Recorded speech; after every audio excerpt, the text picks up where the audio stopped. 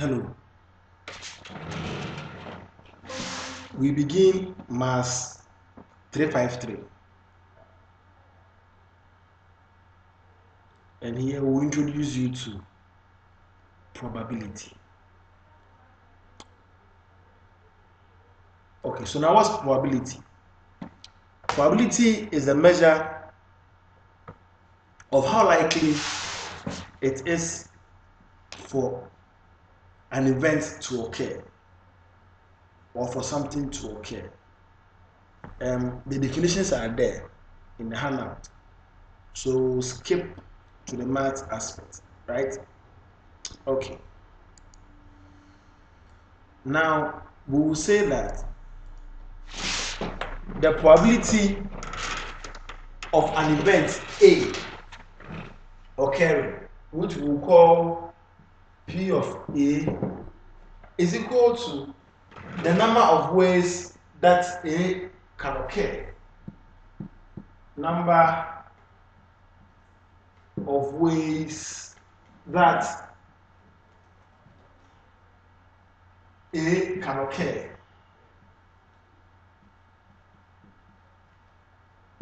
All over total number of possible outcomes.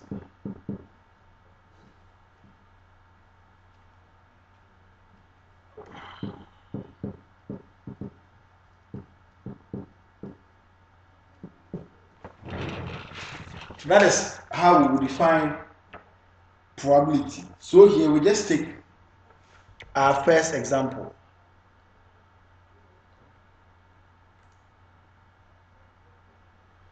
We will take our first example. So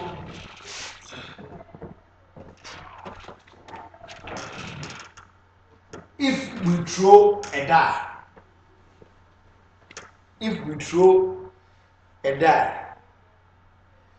then A, we are supposed to find the probability that a multiple of 3 will occur. B, less than 7 will occur. And A and C, a factor of 6 will occur. Now, if I draw a die, then my sample space, that is my outcome, right? It's possible I'll get 1, 2, 3, 4, 5, or 6. So now A, if I'm looking for the probability that a multiple of 3 will occur, okay, now for my sample space here, my multiple of 3, right? The event A says that I can get a multiple of 3 is 3 and 6. So the probability that I'll get 3 and 6, which are the only multiples of 3 I have here, is going to be, there are 2 of these, right? So 2 over, we have 1, 2, 3, 4, 5, 6 over 6, which gives us 1 over 3. Again, the probability that I'll get a number less than 7, if my event A or if my event B is numbers less than 7, then for my sample space, the numbers less than 7 are 1, 2, 3, 4, 5, and 6. So the probability that I'll get a number less than 7 is going to be this event, which is 1, 2, 3, 4, 5, 6, over my total number of possible outcomes, which is also 6. And this gives me 1. The probability that I will get a factor of 6. For factors of 6, I have, let them be C, let our event be C. 1, 2, 3, and 6 are the factors of 6. So the probability of getting a factor of 6 will therefore be 4 over 6.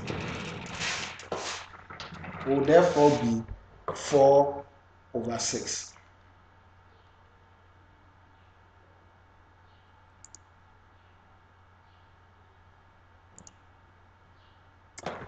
Okay, let's look at probability as a whole.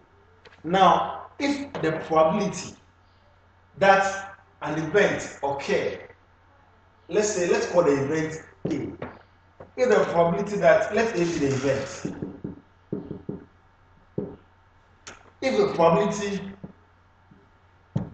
of A occurring, if we call it P of A, then the probability of A not occurring, we are going to call it P of A prime. And we say that the probability that A will occur plus the probability that A will not occur, we say should be equal to 1. So for example, if the probability that rain will fall tomorrow, which is P of A, is equal to 0.2, then the probability that rain will not fall tomorrow, which we are going to call A prime, is going to be 0.8. That is going to be given by 1 minus the probability that A will occur, which will give us 0.8. We take another example.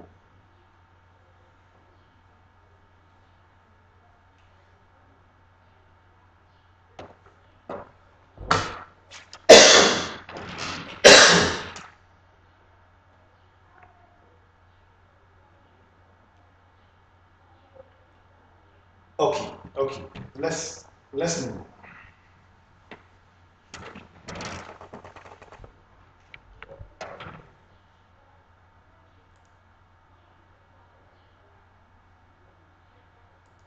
Here, let's talk about two sets problem.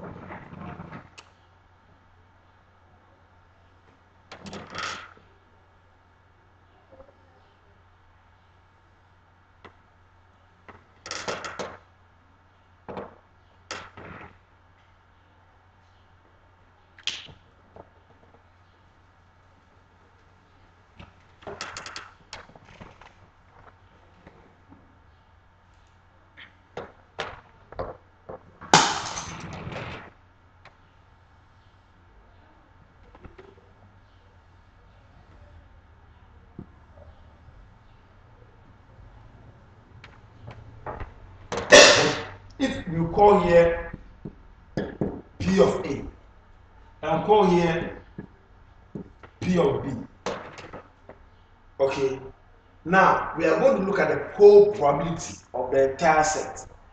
Now that should equal to 1. So here my union is equal to 1.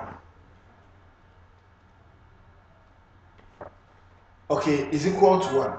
Now we are going to call here the probability of A intersection B.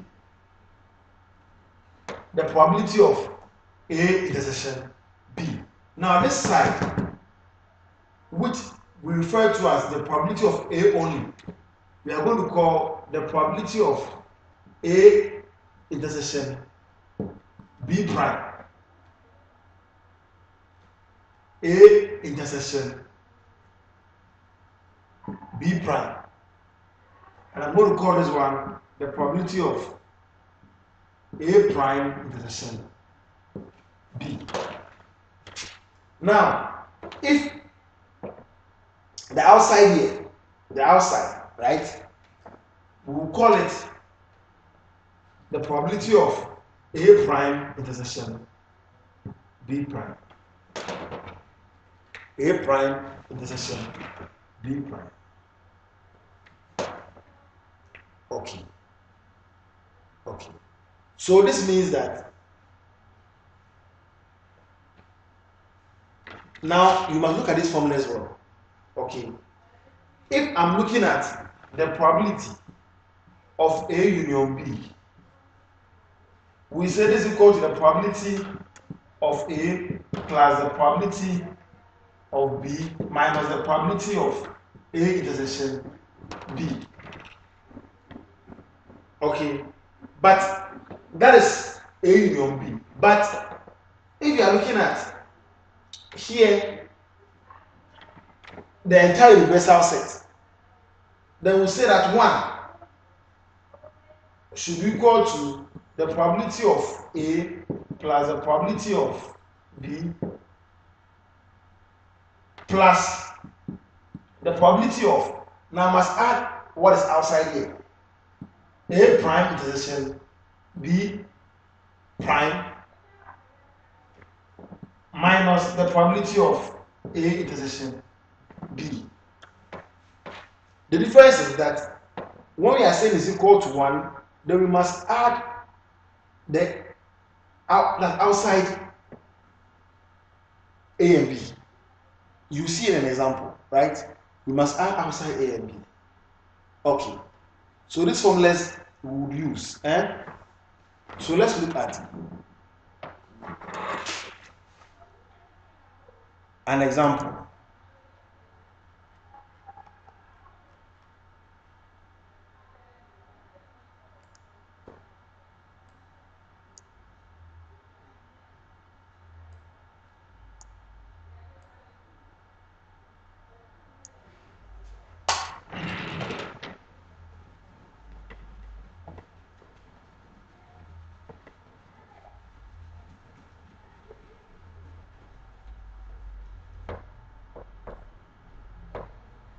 We say that if P of C is equal to 0.7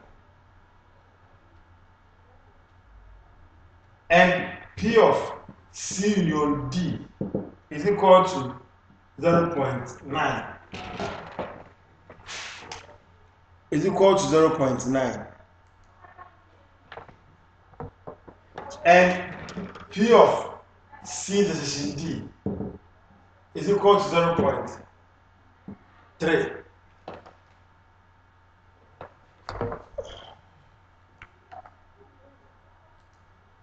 We are supposed to find some few things, right? But let's look at this. Before you come to the question, let's look at this. I don't know P of D, right? But even given this, I know that solution, that is my solution. I know that P of C union D is equal to P of C plus P of D minus P of A intersection B.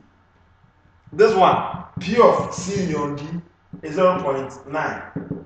P of C is 0.7. P of D I don't know. And P of C intersection D. P of C intersection D is 0.3. Right? So clearly, P of D is equal to 0.2.